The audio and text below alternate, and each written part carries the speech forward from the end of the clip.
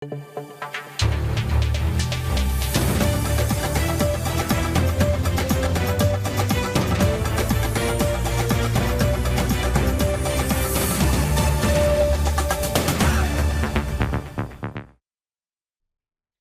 দর্শক, স্বাগত জানাচ্ছি আজকের সম্পাদকীয়তে। আমি তাজওয়ার মাহমিদ। শেখ হাসিনার বক্তব্যকে কেন্দ্র করে উত্তেজনার জেরে ধানমন্ডি ৩২-এ বুলডোজার কর্মসূচি, তারপর গাজীপুরের ছাত্র জনতার উপর হামলা, যাতে আহত হয় বেশ কয়েকজন। এর রেশ ধরে উত্তেজনা ছড়িয়ে পড়ে দেশব্যাপী। সবশেষ সরকার অপারেশন ডেভিল হান্ট অভিযান শুরু করে শনিবার রাত থেকে। এই বিষয়ে সরকারের দৃঢ়তা প্রকাশ পায় স্বরাষ্ট্র উপদেষ্টার মন্তব্যে। তিনি বলেছেন, যতদিন ডেভিল থাকবে ততদিন অপারেশন চলবে। আইনশৃঙ্খলা পরিস্থিতির উন্নয়ন ও জননিরাপত্তা নিশ্চিতের জন্য এই অভিযানের প্রয়োজনীয়তা, কৌশল, পূর্বাপর রাজনৈতিক পরিস্থিতি ও প্রশাসনিক অবস্থান সহ প্রাসঙ্গিক বিষয় নিয়ে আজকের সম্পাদকীয় অপারেশন ডেভিল হান্ট। আর এ নিয়ে আলোচনার জন্য স্টুডিওতে উপস্থিত আছেন ডাক্তার সাখাওয়াত হোসেন শান্ত, সাধারণ সম্পাদক জি9, এবং রেজল করিম রনি, সম্পাদক জবান। দর্শক, আপনারা এই আলোচনায় অংশ নিতে পারেন, যেন আপনাদের ফোন করতে হবে টেলিভিশনে দেখানো নম্বরে। এছাড়াও ফেসবুকের মাধ্যমে আপনাদের মন্তব্য পাঠাতে পারেন আমাদেরকে। আলোচনার শুরুতে জানিয়ে দেব এখনকার প্রধান শিরোনামগুলো। প্রধান উপদেষ্টার সঙ্গে সোমবার বৈঠকে বসছে বিএনপি। ভোটের সময় নিয়ে হবে আলোচনা। বর্তমান পরিস্থিতিতে নির্বাচন হলে ইলেকশন জেনোসাইডের শঙ্কা জামায়াতের। ইসির বদনামের ১ নম্বর কারণ রাজনৈতিক নিয়ন্ত্রণ। সাংবিধানিক প্রতিষ্ঠান প্রভাবমুক্ত রাখার আহ্বান সিইসির। কোনো দলের পক্ষে বিপক্ষে না দাঁড়ানোর ঘোষণা। অপারেশন ডেভিল হান্টে গ্রেফতার ১৩০৮। হত্যা চেষ্টা মামলায় রিমান্ডে সাবেক ডিআইজি মোল্লা নজরুল। শয়তান শেষ না হওয়া পর্যন্ত অভিযান, জানালেন স্বরাষ্ট্র উপদেষ্টা। ব্যাংক লুটপাটে জড়িতদের দ্রুত আইনের আওতায় আনার নির্দেশ প্রধান উপদেষ্টার। ১২ অর্থ পাচারকারী চিহ্নিত, জানালেন প্রেস সচিব। বিদেশ থেকে টাকা ফেরাতে তৎপর সরকার।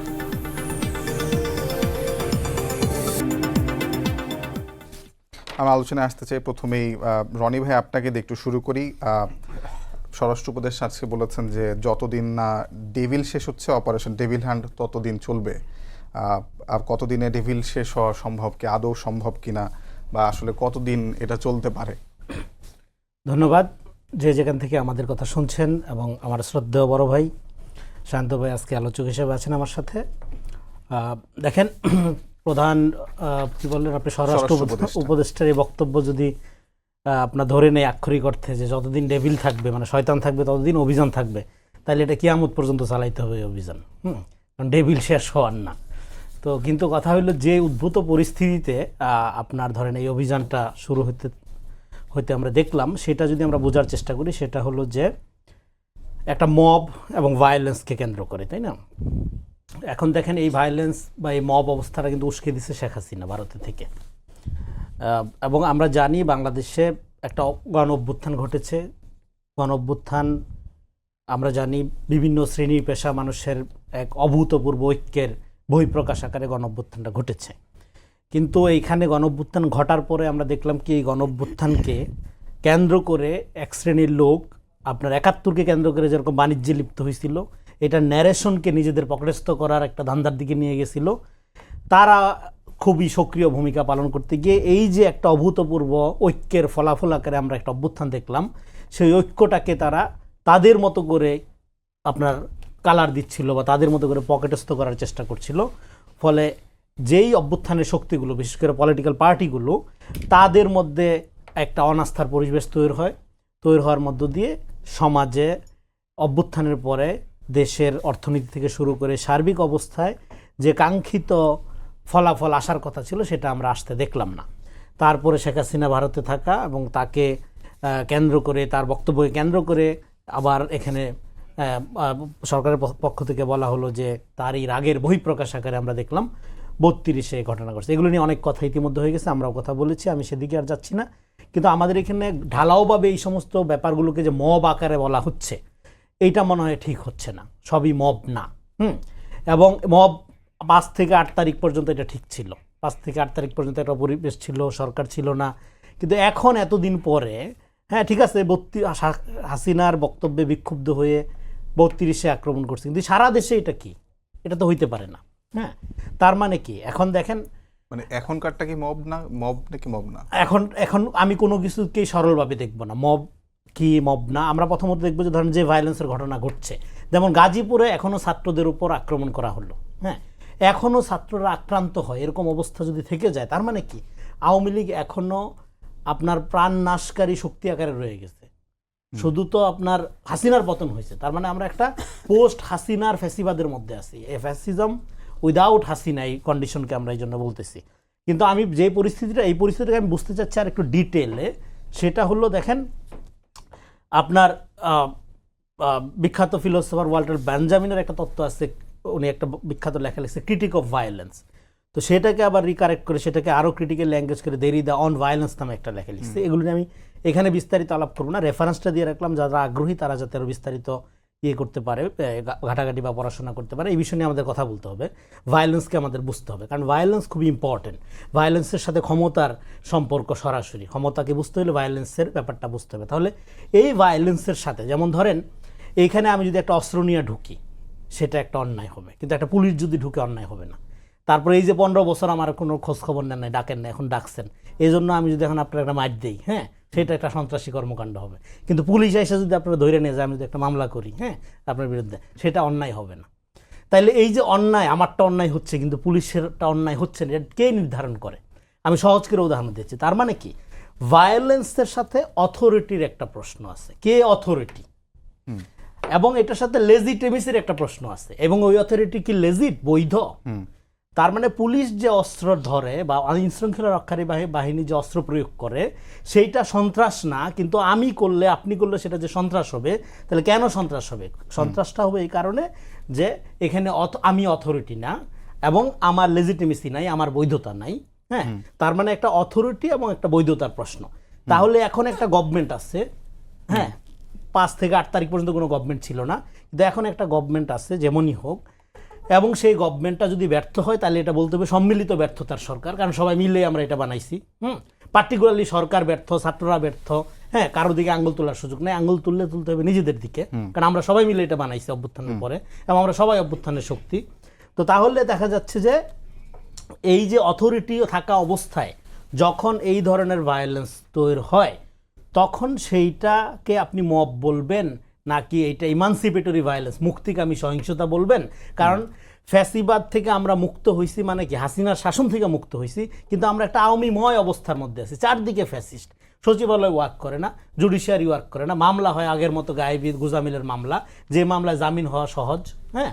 তো সব মিলে আওয়ামী লীগের কনফিডেন্স তো কোথাও লুজ হচ্ছে না, আওয়ামী লীগ তো কোথাও থ্রেটে পড়তেছে না, বরং আওয়ামী লীগ এখনো পর্যন্ত ছাত্রদেরকে অ্যাটাক করতেছে। গাজীপুরের ঘটনা আপনি দেখেন, মুমূর্ষ অবস্থায় আছে এখনো কয়েকজন। তাহলে আপনি আওয়ামী লীগকে তো ডিল করতে পারতেছেন না। তাহলে আপনার লেজিটিমেসি, অথরিটি অ্যান্ড লেজিটিমেসি, এইটা কার হাতে? এইটা যদি আপনার প্রপার থাকতো তাহলে এই ভায়োলেন্স সিচুয়েশন থাকতো না। এটা হলো 1 নম্বর বক্তব্য আমার।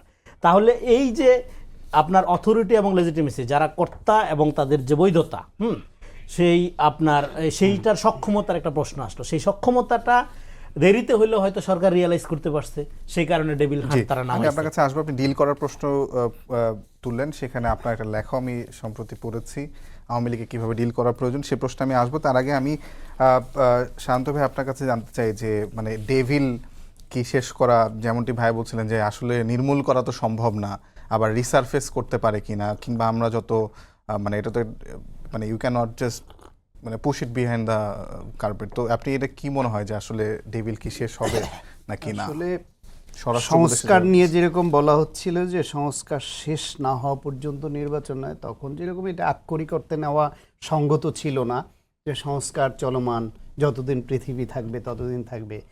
ঠিক ডেভিলও পৃথিবীর সৃষ্টির শুরু থেকে পৃথিবী শেষ হওয়া পর্যন্ত ডেভিল বা শয়তান থাকবে, এটা নির্মূল হয় না। স্বরাষ্ট্র উপদেষ্টা হয়তো আক্ষরিক অর্থে এরকম মিনও করেন নাই।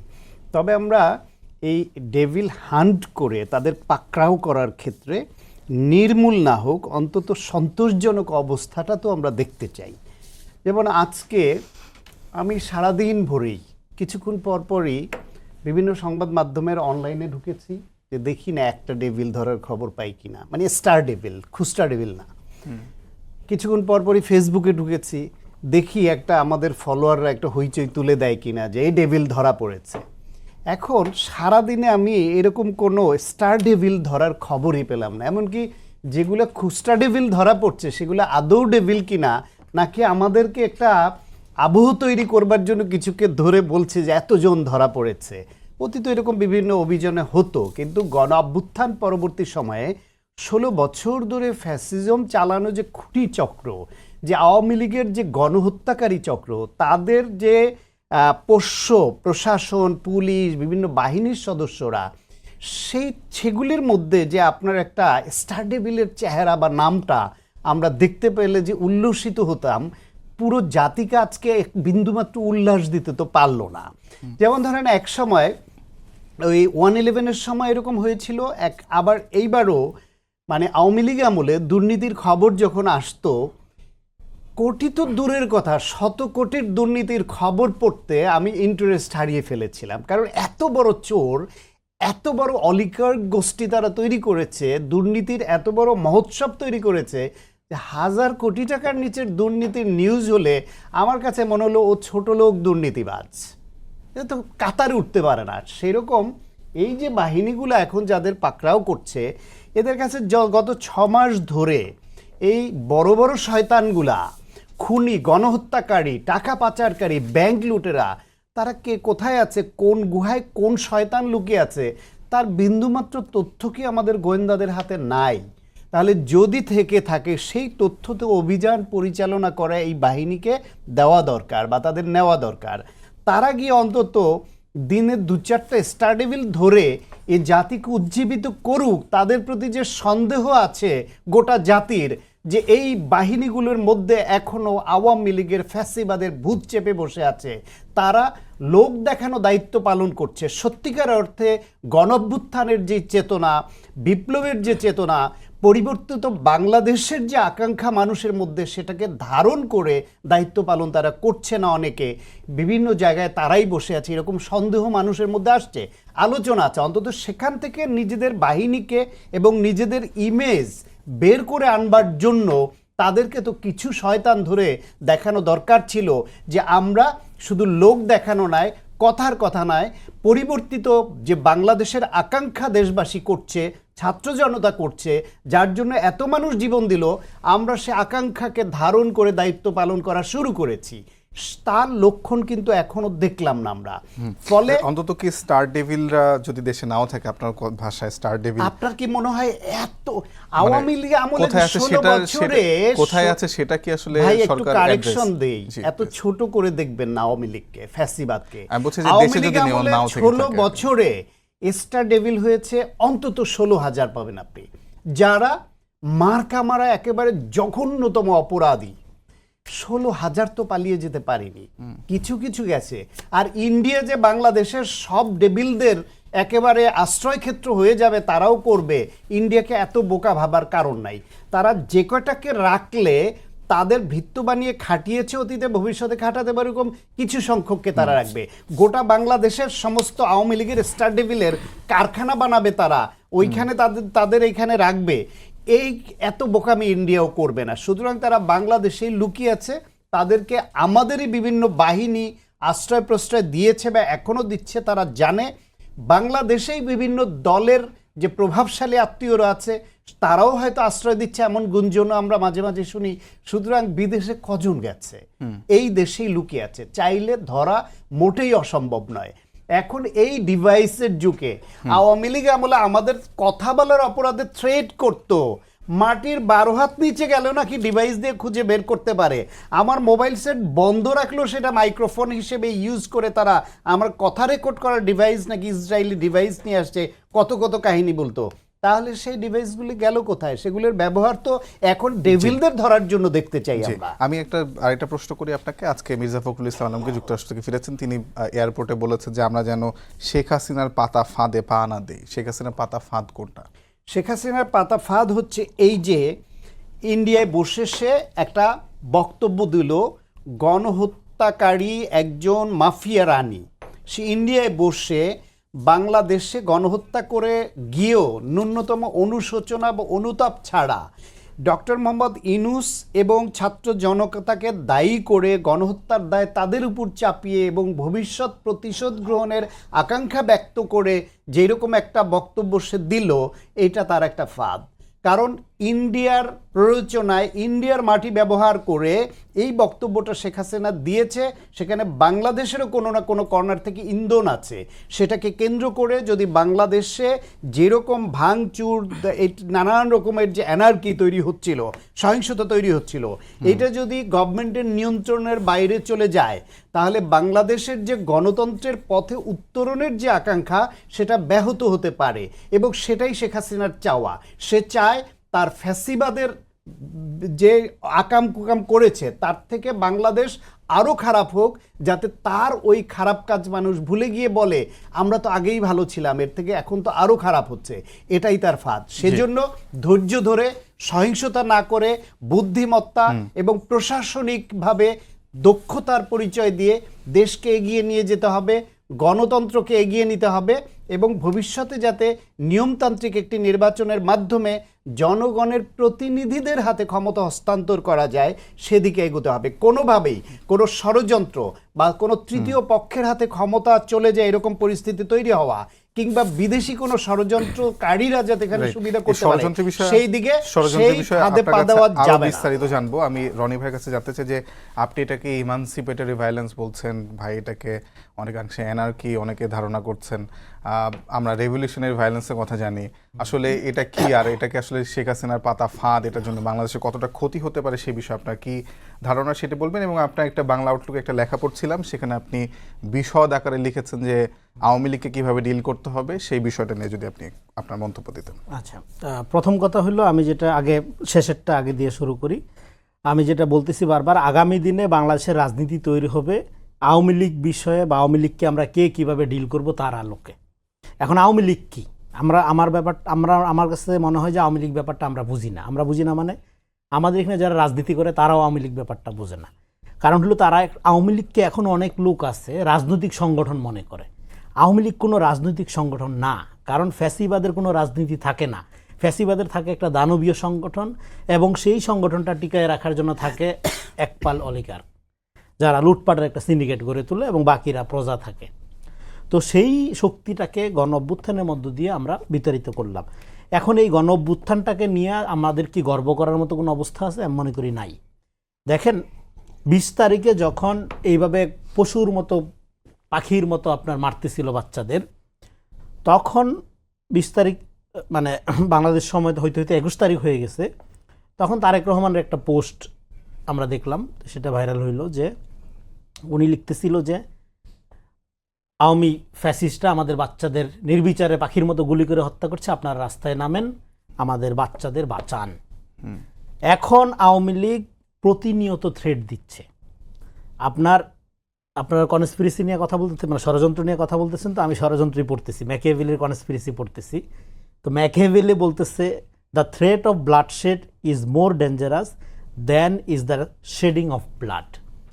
আপনার ব্লাড শেড করার চেয়ে, ব্লাড শেড করবো যে আপনার রবটা, আপনাকে আমি মারবো এটা দিনে 100 বার বলা আর আপনাকে একবার মারা, তার চেয়ে আপনাকে এই যে মারবো বইলা যে আপনাকে একটা ট্রমাটিক অবস্থার মধ্যে রাখা, আপনাকে ফেয়ারের মধ্যে রাখা, এটা মোর ডেঞ্জারাস দেন একবার মারার চেয়ে।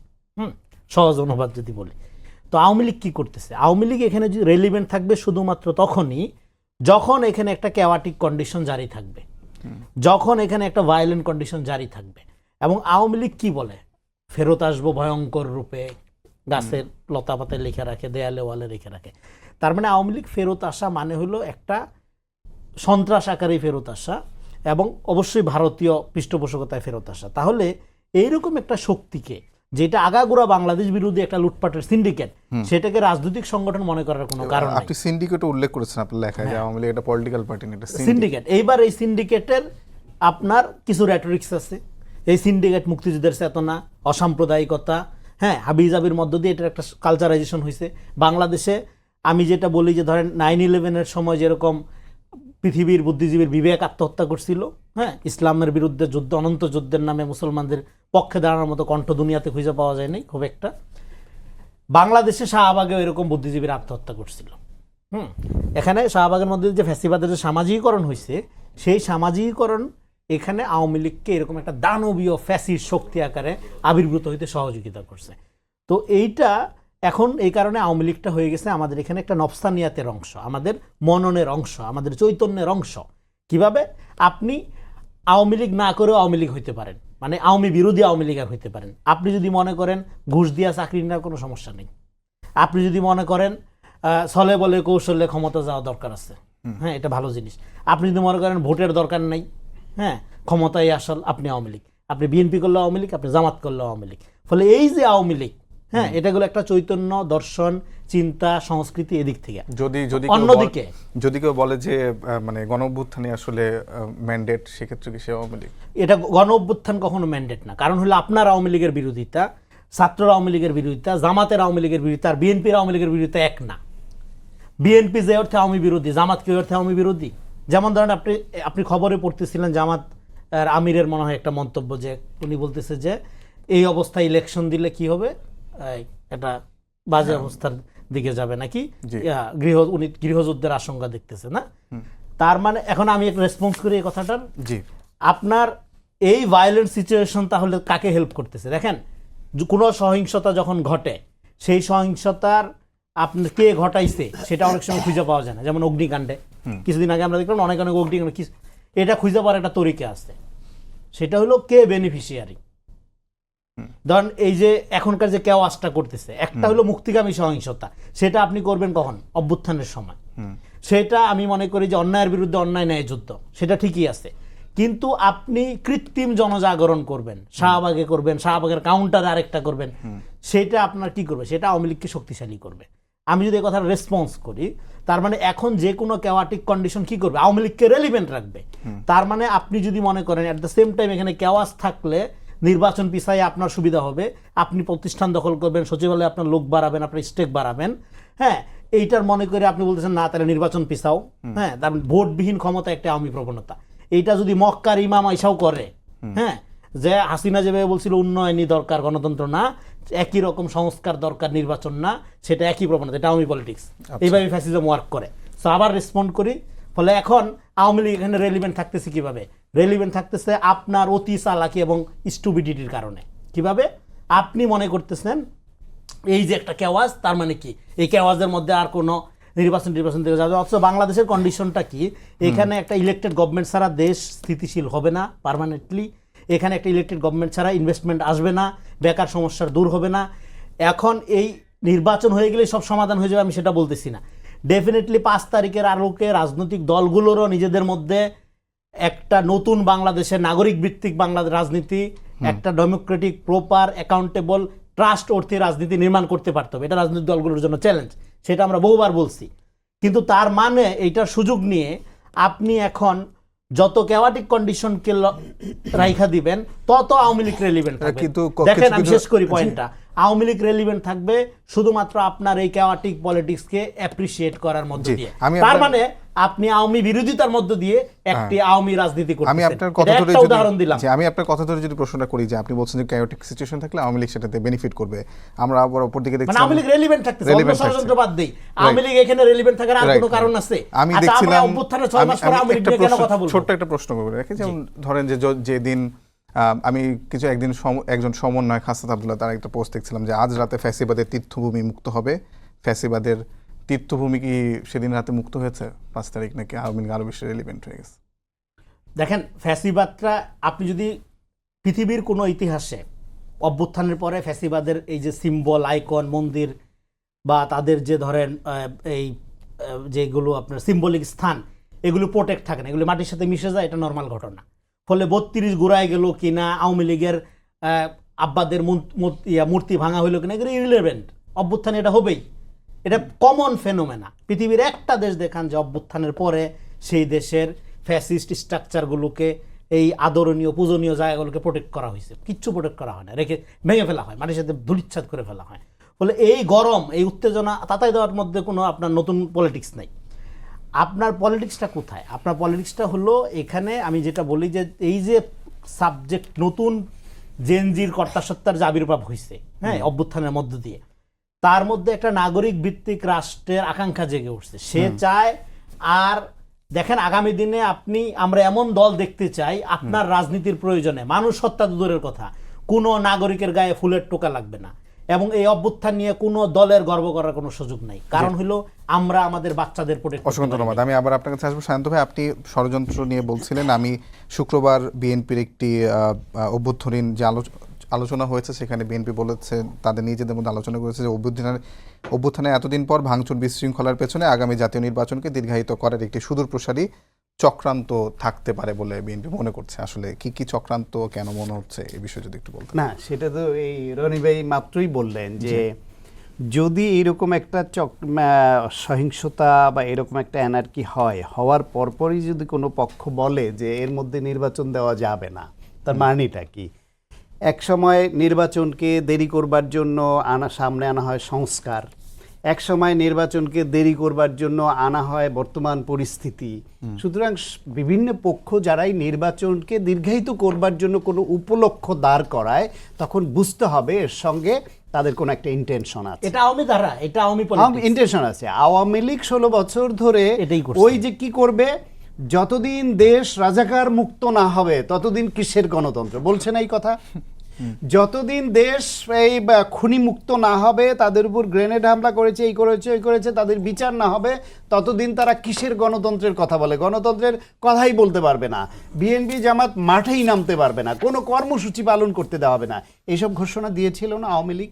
তো একই সেম টাইপ অফ ন্যারেটিভ, শুধু ডাইমেনশনটা ভিন্ন। আপনাকে রাজনীতি দিয়ে রাজনীতি মোকাবেলা করতে হবে। এই কৌশল বা অপকৌশল দিয়ে এইরকমভাবে নানান উপলক্ষ দাঁড় করিয়ে নির্বাচন পেছানোর অর্থটা কি? পৃথিবীর যে কোনো জায়গায় একটি নির্বাচিত সরকার, সেটা সবচেয়ে খারাপ সরকারও যদি হয়, সেটা একটি অনির্বাচিত বা অগণতান্ত্রিক বা জনগণের প্রত্যক্ষ ভোটে নির্বাচিত না এমনদের থেকে ভালো, যে কোনো বিচারে বলেন। আজকে দেখেন বাংলাদেশে এই সরকার, এদের সঙ্গে যারা আছে এদের বেশিরভাগকে আমি ব্যক্তিগতভাবে অনেককে চিনি, দীর্ঘদিন ধরে চিনি, বা আমার পছন্দের লোকরাও আছে। তারা সৎ, তারা খুবই পণ্ডিত মানুষ, কিন্তু রাজনৈতিক অভিজ্ঞতা এবং রাষ্ট্র পরিচালনা করবার অভিজ্ঞতা নাই।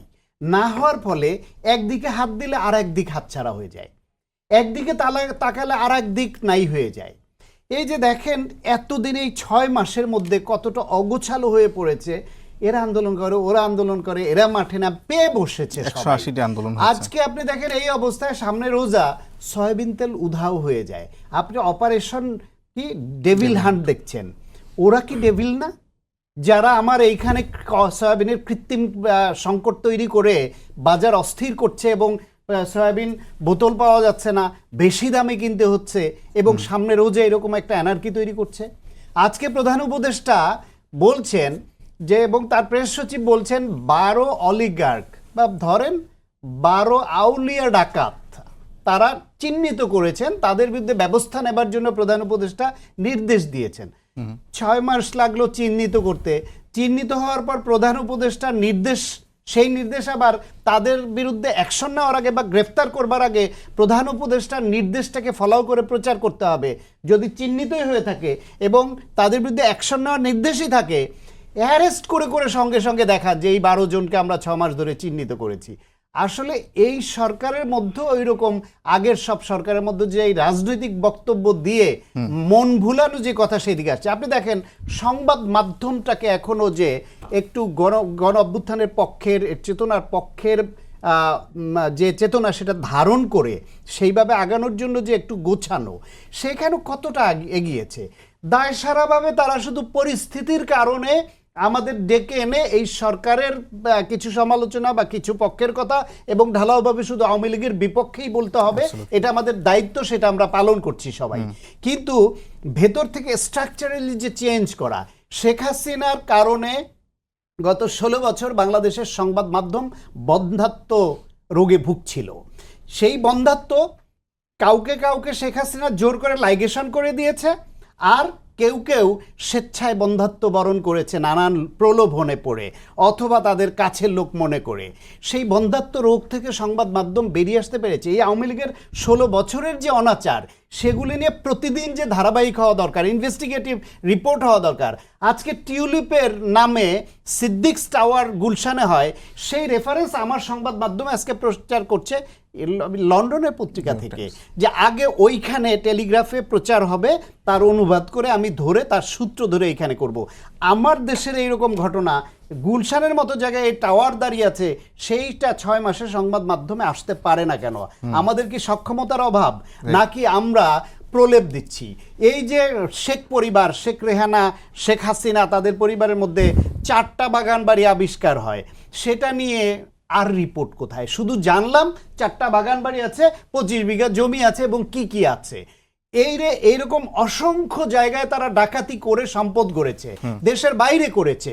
তা এই যে সেনাবাহিনীর অভ্যন্তরে তাদের 626 জনের মতো লোককে আশ্রয় দিয়েছিল, 6 মাস চলে গেল, আমরা এখনো জানতে পারলাম না যে কোন সব ডেভিলরা ওইখানে লুকিয়েছিল, কাদেরকে ছেড়ে দেওয়া হয়েছে, তারা এখনো আটক আছে, তারা বাংলাদেশে আসছে নাকি চলে গেছে।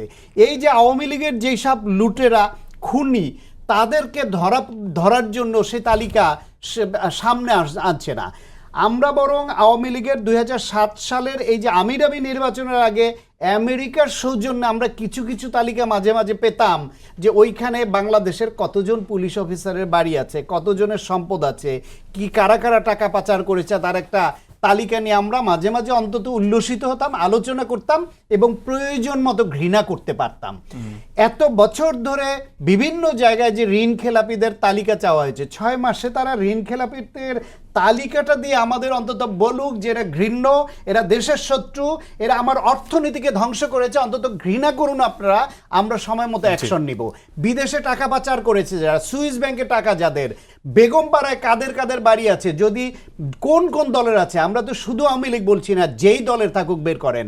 মালয়েশিয়া বিভিন্ন ভাবে যে সেকেন্ড হোম করা অবৈধভাবে টাকা পাচার করেছে, সেই সব তো অন্তত তালিকাটা করেন ভাই, আমাদের একটু দেন, আশ্বস্ত করেন যে আমরা এগুলো কাজ করছি।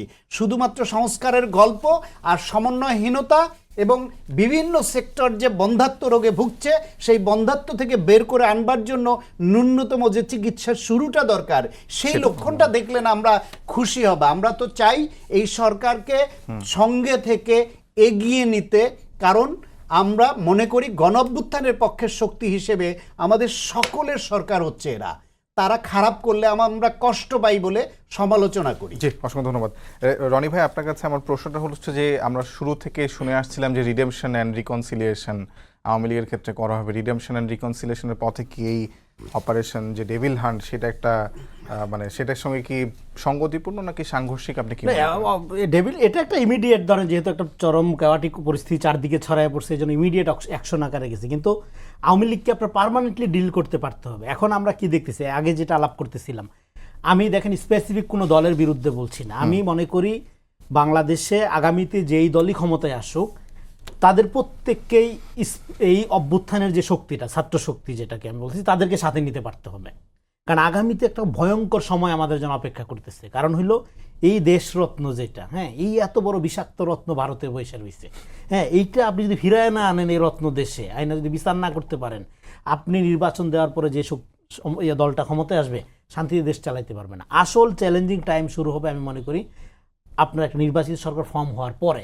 সেক্ষেত্রে এই অভ্যুত্থানের যে স্পিরিটটা, শক্তিটা, বিশেষ করে যে ছাত্রদের নেতৃত্বে, ছাত্র জনতার অভ্যুত্থান তো বলি আমরা, এই যে সম্মিলিত এবং ছাত্ররা যে সামনে থেকে এই যে জেনজি জেনারেশন যে দাঁড়াইলো, তাদেরকে তাদের সাথে থাকতে হবে। পলিটিক্যাল পার্টিগুলোকে, আমি সবগুলো পার্টিকেই বলতেছি, তাদেরকে সাথে নিয়েই প্রতিরোধটা করতে হবে। কারণ দেখেন গাজীপুরে এতদিন পরে আওয়ামী লীগের লোক এসে গুলি করে পিটায়, মুমূর্ষু অবস্থায় আহত হয় ছাত্ররা। আমি বলতেছি অভ্যুত্থান নিয়ে আমাদের তো গর্ব করার কিছু নেই, কারণ আমরা বাচ্চা বাচ্চা ছেলেদেরকে সেভ করতে পারিনি, প্রোটেক্ট করতে পারিনি আমরা আমাদের সন্তানদের। এই যে আমি একটু আগে তারেক রহমানের পোস্টের কথা বলতেছিলাম 21 তারিখে, তো আমি মনে করি এখন এই যে বাচ্চাদের এখনো যে মারতেছে আওয়ামী লীগ, 21 তারিখে আপনি যে একটা ডাক দিছিলেন, আপনি যেভাবে বলছিলেন আমাদের বাচ্চাদের সেভ করার রাস্তায় নেমে আসো, আপনার বাচ্চারা এই অভ্যুত্থানের শক্তি এখনো আনছে, তারা নিরাপত্তাহীনতায় ভুগতেছে। রাজনৈতিক দলগুলোকে আমি মনে করি তাদের ভ্যানগার্ড হিসেবে দাঁড়ানো উচিত। কিন্তু আমি এখন দেখতেছি কি ক্ষুদ্র স্বার্থবুদ্ধির কারণে এখানে এই অভ্যুত্থানের পুরো শক্তিগুলোর মধ্যে একটা বিভেদ তৈরি করা হচ্ছে। দেখেন এইটা একটা রেজিস্ট্যান্স ছিল, তাই না? মানে আন্দোলন, প্রতিরোধ, প্রতিবাদ, মানে কোটা সংস্কারের জন্য, তাই না? সেই প্রতিবাদ থেকে যখন এটা আন্দোলনের রূপ নিল, আপনি তো প্রতিবাদ করলেন, তারপরে ক্র্যাকডাউন হলো, হ্যাঁ, সাগত ভাইরা তো মানে শান্ত ভাইরা তো ফার্স্ট আওয়ার এই অ্যারেস্ট, গায়েবে জানাজা যায় এই অ্যারেস্ট, হ্যাঁ। তো আপনার তারপরে আপনি ডিবির তত্ত্বাবধানে থেকে আন্দোলন উইথড্র করলেন, তাই না? আন্দোলন আপনি তখনও পর্যন্ত এটা কিন্তু মুভমেন্টে রূপান্তর হয়। আমার হাতে সময় খুব কম, হ্যাঁ, 30 সেকেন্ডে যদি আপনি মুভমেন্টে নিয়ে গেল, যখন জনতা সংযুক্ত হলো, এই জনতা কারা? এই জনতাদের পলিটিক্যাল এজেন্সি আছে, এই বিএনপি জামাত পলিটিক্যাল পার্টি। ফলে অভ্যুত্থানের মধ্যেই যে রাজনৈতিক বন্দোবস্ত কায়েম হয়ে গেছে, নো, অভ্যুত্থান একটা পপুলার ম্যান্ডেট, অভ্যুত্থান একটা পপুলার ঐক্য, এবং এটা তাৎক্ষণিক ঐক্য, এবং তাৎক্ষণিক ঐক্যটার মধ্যে দিয়ে রাজনৈতিক বন্দোবস্ত কায়েম হয় না। রাজনৈতিক বন্দোবস্ত কায়েমের জন্য রাজনীতি লাগে, এজন্য আমাদের একটা রাজনীতি লাগবে। এখন আমরা দেখতে পাচ্ছি কি, আওয়ামী বিরোধী আওয়ামী রাজনীতি, ভারত বিরোধী ভারতীয় রাজনীতি। এই যে মডেলটা, এই জায়গা থেকে মুক্ত হওয়ার জন্য আমাদের ট্রুলি রিকনসিলিয়েশন করতে পারতে হবে। আওয়ামী লীগ একটা আইডিয়া আকারে এটাকে বিআওয়ামীকরণ করতে হবে, বিআওয়ামীকরণ করতে হবে, ডিরুটেড করতে হবে আওয়ামী লীগকে আমাদের প্রত্যেকের স্বভাবের মধ্য থেকেও। অসংখ্য ধন্যবাদ। শান্ত ভাই, আপনার কাছে শেষ প্রশ্ন। রনি ভাই যেমনটি বলছিলেন যে ক্ষুদ্র স্বার্থের জন্য রাজনৈতিক দলগুলোর মধ্যে বিভেদ তৈরি হচ্ছে, এই বিভেদকে ঐক্যে পরিণত করার উপায় কি আপনার কাছে? 1.5 মিনিট মতো সময় আছে। উপায় হচ্ছে ঐক্য। এখন এই ঐক্য করতে হলে প্রত্যেককেই কিছুটা ছাড় দিতে হয়। প্রত্যেকেই যদি মনে করে যে তার যে কোনো উপায়ে ক্ষমতায় আসতে হবে, এই আকাঙ্ক্ষাটাই হচ্ছে রাষ্ট্রের জন্য খারাপ। যে কোনো উপায় শব্দটাই একটা নেগেটিভ শব্দ। আপনি প্রত্যেককে মনে করতে হবে দেশের স্বার্থকে প্রাধান্য দিয়ে ভবিষ্যতে একটা আধুনিক সভ্য সমাজ গড়বার জন্য যে পদ্ধতি আমরা চেয়েছি, যা এতদিন পাইনি, সেটা আনবার জন্য যার যতটুকু ছাড় দেওয়া দরকার সেটা দিতে হবে রাজনৈতিক শক্তিগুলি এবং ছাত্রদেরকেও। পাশাপাশি এই সরকারের ভূমিকাটাকে আমি আগেও বলেছি, সবসময় বলি, খুব গুরুত্ব দিয়ে বলি যে এদেরকে একটা অভিভাবকত্বের জায়গায় আসতে হবে। যেহেতু ডক্টর মোহাম্মদ ইউনূসকে সবাই মানে, উনি ইন্টারন্যাশনালি এমন একটা ফিগার যে সারা পৃথিবী ওনাকে রেসপেক্ট করে, বাংলাদেশও করে। সুতরাং উনি চাইলে এই যে বিভিন্ন রাজনৈতিক শক্তির মধ্যে মাঝে মাঝে অনৈক্যের সুর, যত বেশি উনি ডাকবেন, বসবেন, হাত মিলাবেন, তত বেশি ঐক্য থাকবে, তত বেশি আওয়ামী ফ্যাসিবাদ ইরেডিকেটেড। অসংখ্য ধন্যবাদ সবাইকে। ধন্যবাদ জানিয়ে শেষ করছি আজকের সম্পাদকীয়। আগামীকাল রাতে আবারও দেখা হবে, দেখার আমন্ত্রণ রইল। শুভরাত্রি।